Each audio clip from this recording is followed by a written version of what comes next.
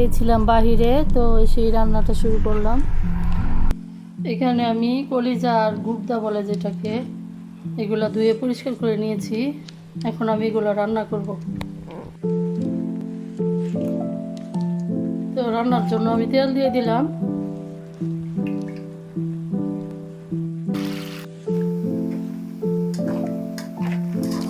পেঁয়াজটা অল্প ভাজা হয়েছে, এখন আমি এর মধ্যে সব কিছু দিয়ে দিব।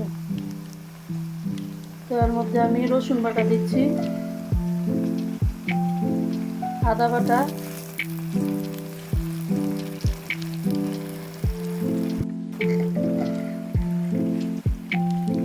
হলুদ,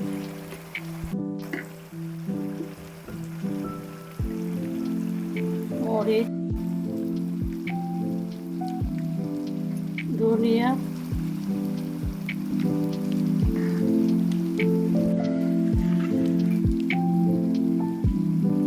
কালো গোলমরিচ, জিরা। এখন আমি সব কিছু মিশিয়ে নিচ্ছি।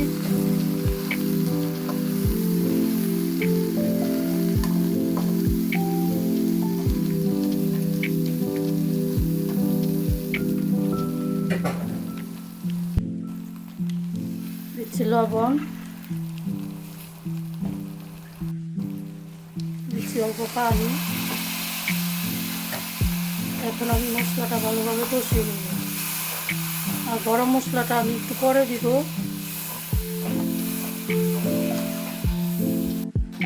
মশলাটা কষানো হয়ে গেছে, এখন আমি কলিজা আর গুর্দাটা দিয়ে দিলাম।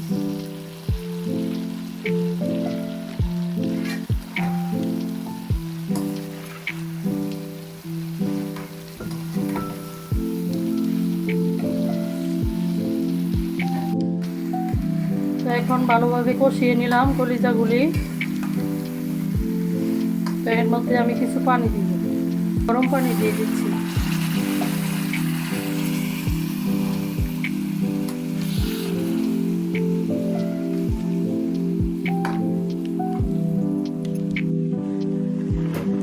তো এখন রেখে আমি রান্নাটা করে নেব।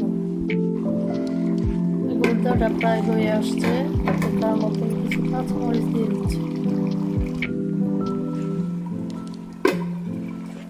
তো এখন আমার রান্নাটা শেষ, এখন আমি চুলাটা অফ করে দিব। এই তো আমার তরকারির ফাইনাল।